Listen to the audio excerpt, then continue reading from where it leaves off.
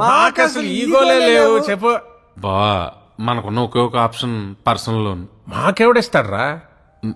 నువ్వు ఉద్యోగం చేస్తే ఎవడైనా ఇస్తాడు బా. ఈగో టచ్ చేస్తాడు. ఏరా పిచ్చ పిచ్చకుందా? 25 ఏళ్లుగా చెయ్యింది, ఇప్పుడు నేను చెయ్యాలా?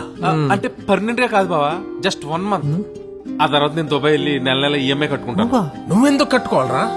నా వల్లే సగం డబ్బులు పోయినాయి.